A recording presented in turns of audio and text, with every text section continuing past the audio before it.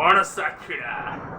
நாம் இந்த வீடியோவில் என்ன பற்றி பார்க்க போகிறோம்னா, நேற்று நம்ம தளபதி அண்ணா விஜய் அண்ணா அவர்கள், தமிழக வெற்றி கழகத்தின் தலைவர் நம்ம தளபதி அண்ணா அவர்கள் வந்து 2வது நாள் 10th 12th state first second third 3மே இடம் பிடிச்சிருந்த 2வது வட்டி ஃபஸ்ட்டு 25 மாவட்டம் பகுதியாக இருந்தார். இப்போ நேற்று அடுத்த 2வது 25 பகுதி மாவட்டமாக ஊக்கத்தொகையும் கல்வி பரிசுன்னு கொடுத்துருந்தாரு.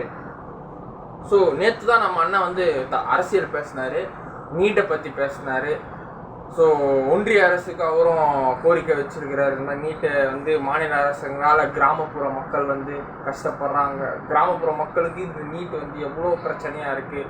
வசதியாக இருக்கிறவங்க படிச்சிடலாங்க, வசதியாக அப்பம் பணக்காரனாக இருக்கிறான், அம்மா பணக்காரங்க, தாத்தா பாட்டி எல்லாம் பணக்கார வீட்டுக்குள்ளே என்னதான் படித்தாலும் படிக்கலாம், மார்க்கெட்னாலும் துட்டு கொடுத்து சீட்டு சேர்த்துருவாங்க. ஸோ துட்டு கொடுத்து அவங்கள சேர்த்துருவாங்க. ஸோ அவங்களுக்கு அது பிரச்சனை இல்லை. ஆனால் கிராமப்புற ஊர் கவர்மெண்ட் ஸ்கூல்லேருந்து படிச்சுட்டு வர பசங்க, நல்ல டாப் ரேங்க் எடுத்துகிட்டு வர பசங்க வந்து இந்த நீட் எக்ஸாமால் எவ்வளோங்க சூசைட் ஆகுது, எவ்வளோ 22 பேருங்க. அனிதா அந்த என்னோட ஏஜ் அந்த அனிதா பொண்ணுக்கு, நான் தான் நீட்டு, என் பேட்ச் தான் நீட்டோட ஃபஸ்ட்டு இது 2017 தான் நீட் வந்து நான் தான் அப்போ தான் நான் கரெக்டாக 12th முடிச்சுட்டு நானும் நீட் எழுதுனேன். நான் நீட் எழுதி நான் பாஸ் ஆகிட்டேன். ஆனால் எனக்கு இன்ட்ரெஸ்ட் இல்லை. அப்போ என்னடா நான் பயாலஜி குரூப் எடுத்தேன் 12th. ஸோ அதனால் இந்த நீட் எழுதுனேன். சரி என்ன தான் இந்த நீட்டில் இருக்குன்னு பாஸ் எழுதுனேன். கொஞ்சம் சில புக்ஸ் எல்லாம் ரெஃபர் பண்ணி நல்லாவே படித்தேன், ஓரளவுக்கு படித்தேன். ஆனால் நான் பாஸ் ஆகிட்டேன். நான் வந்து 310 எடுத்துட்டேன் 720க்கு பாஸ். ஸோ என் கதை முடிஞ்சிச்சு. சில பேர் அந்த டாக்டர் ஆகணும் பேஷனோட கனவோட வெறியோட இருப்பாங்க. ஊர்ப்புற மக்கள் வந்து நான் என் மக்களுக்கு நல்லபடியாக நான் படித்து டாக்டராகி எல்லாருக்கும் இலவசமான ட்ரீட்மெண்ட் பண்ணுறது எவ்வளோ பசங்களோட கனவு இருக்கும். ஊர் சைடில் இருக்கிற கிராமத்துப்புற பசங்க கனவெல்லாம் எவ்வளோ இருக்கும். ஸோ அதை கனவெல்லாம் நொறுங்குற மாதிரி இந்த நீட் எக்ஸாமு ஆயிடுச்சு. 22 உசுறு மேற்கொண்டு போன வருஷம் ஜெகதீசன் வர அனிதா அந்த சகோதரியிலேருந்து ஆரம்பித்து இந்த சகோதரன் ஜெகதீசன் வர 22 பேர் இறந்துருக்குறாங்க. இதை கொஞ்சம் கன்ஃபார்ம் அடித்து எல்லா ரிப்போர்ட்டர்ஸ் மீடியா சோஷியல் மீடியா எல்லாரும் அவர்கிட்ட சொல்லி பகிர்ந்து, ஆக்சுவலாக அவர் நேற்று பேசவே மாட்டேன்னு தான் சொல்லியிருந்தார் ஃபஸ்ட் டே ஃபங்க்ஷனில். ஸோ 2ஆம் நாள் எதுவும் பேச போகிறது இல்லை, கிஃப்ட்டு மட்டும் கொடுத்துட்டு நான் போயிடுவேன் தான் சொல்லியிருந்தாரு. ஆக்சுவலாக பார்த்தா நேற்று இந்த நீட்டை பற்றி பேசியிருக்காரு. ஒன்றிய அரசு, தமிழ்நாடு அரசு போராட்டத்துக்கு பாராட்டியிருக்கிறாரு நம்ம தளபதி அண்ணன். அதுக்கப்புறம் ஒன்றிய அரசு வந்து கோரிக்கை வச்சிருக்காரு, இந்த மாதிரி நீட்டு எங்களுக்கு வேண்டாம், சின்ன பசங்களாம் யாரும் கஷ்டப்படுறாங்க, அதை வந்து எப்படியாவது பரிசீலனை பண்ணி எப்படியாவது அதை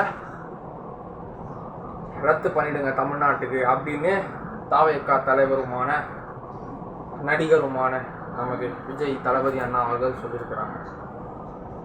அடுத்தது பார்த்தா சில கியூட்டஸ்ட் மூமெண்ட்ஸ்லாம் நல்லாவே இருந்தது. அது நான் ஷேர் பண்ணுறேன். ஒரு சின்ன பொண்ணு, ஒரு 6 வயசு தான் இருக்கும்னு நினைக்கிறேன் அந்த பொண்ணுக்கு. ஸோ அந்த பொண்ணு வந்து தளபதிக்கு கீழே முட்டி போட்டு இப்படி ப்ரொப்போஸ் பண்ணுது. அது எவ்வளோ அழகாக இருந்ததுங்க பார்க்கவே. அப்பா செம க்யூட். நேற்று இன்டர்நெட் ஃபுல்லாக அதுதான் செம வைரல் ட்ரெண்டிங்காக போச்சு. நல்லா க்யூட்டஸ்ட் மூமெண்ட், அது நல்லாவே இருந்தது பார்க்க. அதுக்கப்புறம் ஒரு பொண்ணு, ஒரு நம்ம டீனேஜ் பொண்ணு, அந்த பொண்ணு ப்ரொப்போஸ் பண்ணிச்சு. அதுக்கப்புறம் அந்த பொண்ணோட ஏதோ ஒரு பொண்ணோட 12th ஸ்டேட் ஃபஸ்ட்டு பொண்ணோட அம்மா வந்து விஜய்க்கு பாட்டு நீங்க நல்லா இருக்கணும் நாடு முன்னேற. தளபதியே அவ்வளோ வெக்கப்பட்டு சிரிச்சுட்டாரு நேற்று. இப்படி என்னம்மா நீ இப்படி சிரிக்கிறார் தளபதியே, வேற லெவலு. அது தளபதி அது செம வெக்கப்பட்டு சிரிச்சாரு. அது கொஞ்சம் மூமெண்ட்ஸ் நல்லா இருந்தது அந்த மூமெண்ட்ஸ் பார்க்கும்போது. மற்றபடி நல்லாவே பேசினாரு.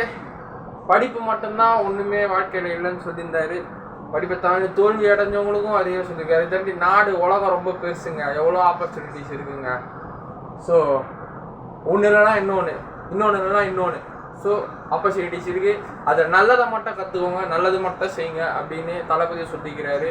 இந்த நல்லதுன்னு வந்து நான் சொல்கிறேன், தளபதி சொல்லலை இது. ஸோ நல்லதை மட்டும் தெரிஞ்சுக்கோங்க. நிறைய ஆப்பர்ச்சுனிட்டிஸ் இருக்குது, எல்லாத்துலேயும் நல்லதும் இருக்கும் கெட்டதும் இருக்கும். அதில் நல்லது மட்டும் தான் நம்ம எடுக்கணும், ஓகேவா? ஸோ நல்லதை மட்டும் எடுத்துக்கோங்க. வேறு education is celebration, learning is funny. So வெற்றி நிச்சயம்.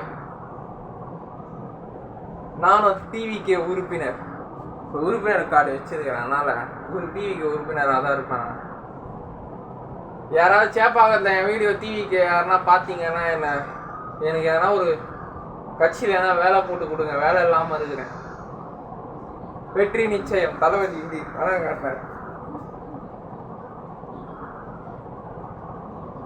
இதுதான் நேற்று ஹைலைட் ஆஃப் த பிக்சர். நேற்று அவருக்கு தளபதி இந்தியா சர்க்காரில் அந்த சர்க்கார் படத்தில் கோட்டு போட்டு இப்படி பண்ணுவார். நேற்று அந்த வெள்ளை சட்டை, அந்த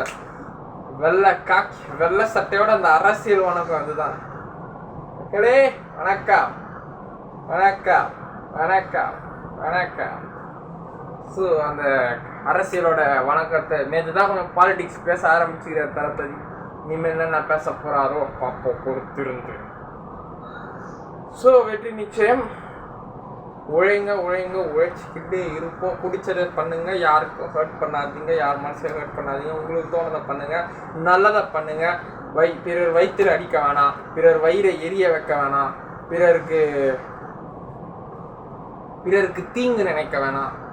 ஸோ நம்மளால் முடிஞ்சிருக்கோம் 4 பேருக்கு உண்மையான ஏழைங்களுக்கு நல்லதை பண்ணிட்டு, பொய்யா ஏழைன்னு சொல்லிட்டு வாழ்வான், அவனை நம்பவே நம்பக்கூடாது. உண்மையான ஏழைங்களுக்கு நல்லதை பண்ணிட்டு போங்க. பாய்.